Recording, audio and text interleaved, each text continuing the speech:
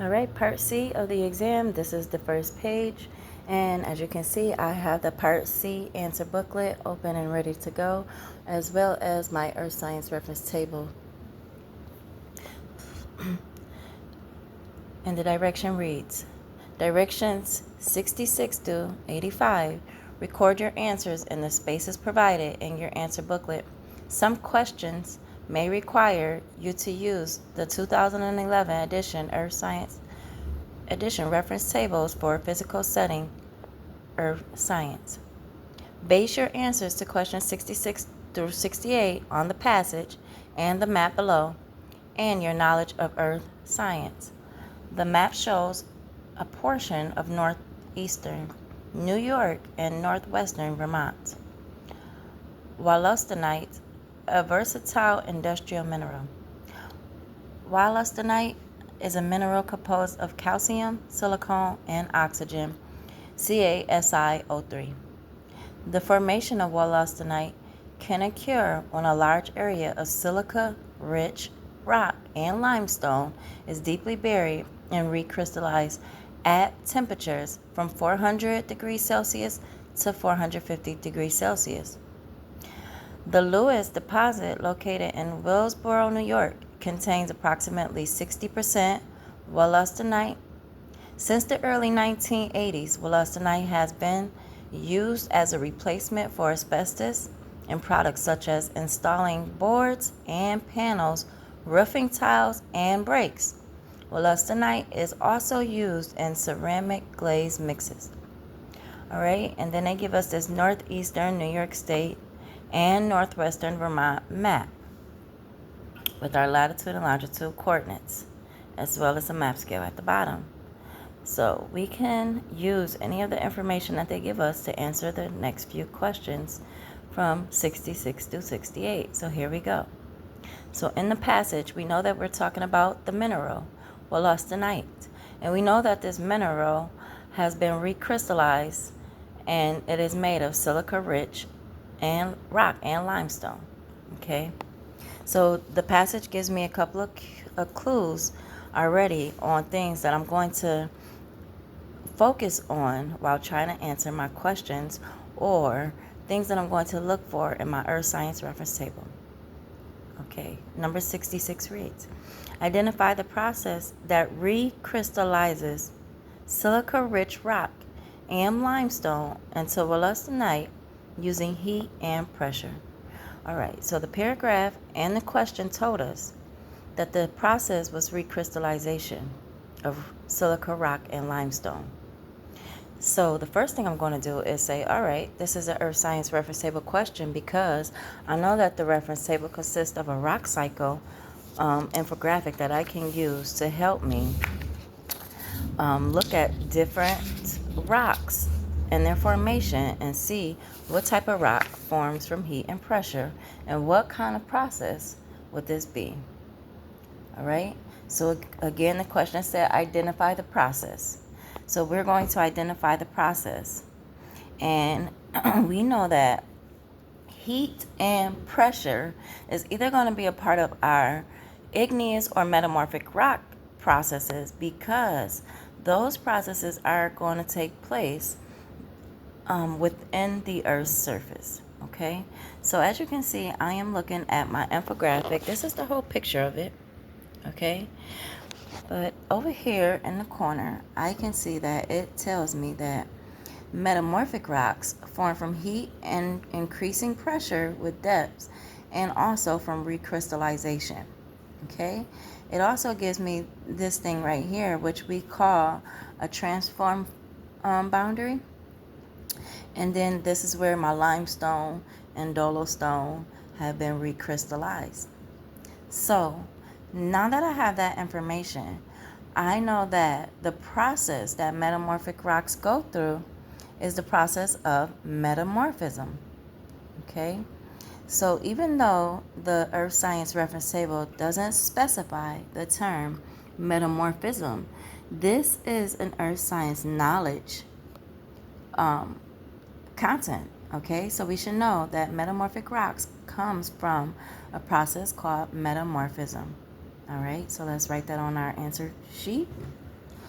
And number 66, we know that the process that recrystallizes the silica rock and limestone through heat and pressure is metamorphism. All right, next question. 67.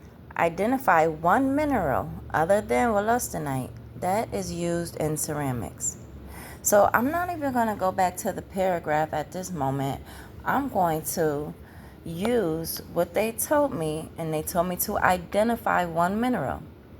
So I'm going to follow the directions and go to my mineral identification chart to find a mineral that is used in ceramics.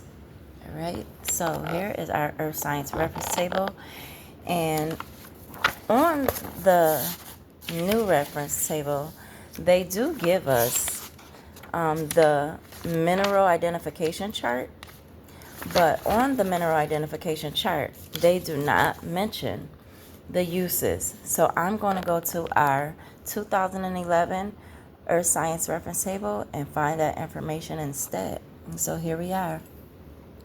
So here are the uses, and I'm just going to go down the line really quickly.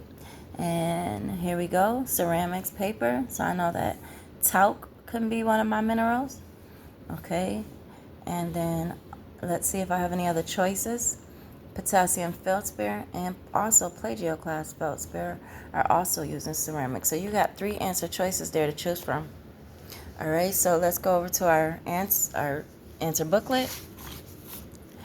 And I'm just going to choose the easiest one to write. All right, and so don't forget that you have your Earth Science reference table to use as a reference. Question number 68. Identify the New York State landscape region in which Plattersburg, New York is located. Okay, so they said the New York State landscape region in which it is located. So I know that I have 2 New York State maps in my Earth Science reference table that I can go to use to find Plattersburg landscape region. So this is our New York State map. And as you can see, this New York State landscape map does not have any cities on it in New York State. So we're going to go to our bedrock map so we can see some cities. All right, here's our bedrock map, page 8 of the Earth Science reference table, of the new Earth Science reference table. Okay, and now let's locate Plattersburg. And from the looks of it, here is Plattersburg right here at the top. Okay, so I can see that Plattersburg is located right along the line of Lake Champlain. Okay, so I'm going to go right back to my other landscape region map, and I'm going to find that same section of Lake Champlain. And as I can see over here, it's called Champlain Lowlands. So Champlain Lowlands is going to be my New York State landscape region that it is located in. So let's write our answer in. All right, so this is what we currently have so far, and we are going to number 69. All right, so it reads, base your answers to questions 69 to 70 and 70 on the diagram and table below and your knowledge of Earth science. The diagram represents the laboratory materials used for investigation of how bead diameters affect infiltration, porosity, and water retention. Each column was filled with to the same level with uniform size, dry, spherical beads. Water was added to fill each column to the top of the beads. The clamps were then opened to allow the water to drain into the beakers beneath each column. The time it took the water to drain and the amount of water left in each column was calculated. The table shows the results of this investigation. So that should sound pretty similar to something that you all have completed during the school year, whether it was doing a porosity or permeability lab or completing your ripple effect lab for New York State Earth and Space Science. All right, so to give us these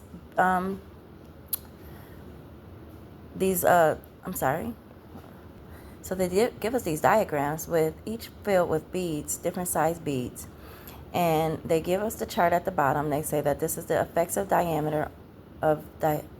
effects of bead diameter. And if you look at the information of the data before you begin, you can see that the bead diameter is going to affect how much water can infiltrate through them. And the porosity seems to be the same for them all, but the retention is different.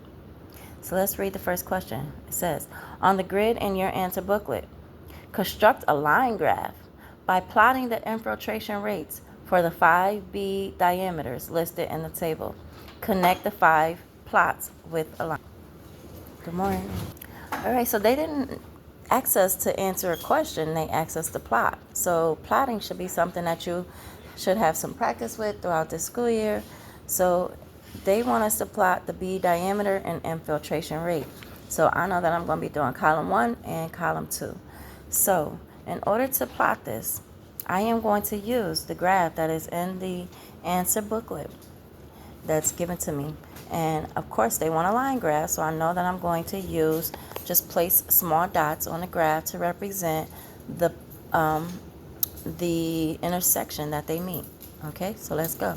So the first one, bead diameter is 0.4. The infiltration rate is 18. Okay, so I'm going to go to 0.4. All right, and then the infiltration rate of 18. So that's 18, 20. Okay, so my first plot, 0.4 and 18. Okay, my second plot, 1 and 25.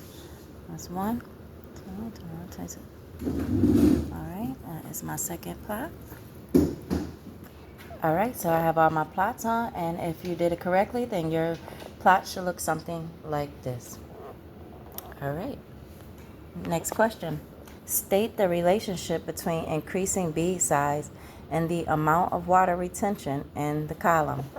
So the relationship, remember we state relationship as something increases or as something decreases, another thing happens. So it can be an inverse relationship with a negative effect, or it can be a direct relationship.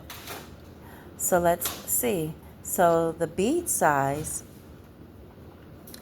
as we can see, the smaller bead size retains 22 milliliters of water, but our larger bead size only retain 5 mLs of water. So this tells me that the smaller the bead size, the more water retention. The larger the bead size, the less water retention. Okay, so let's write that in our workbook. All right, so that is our response.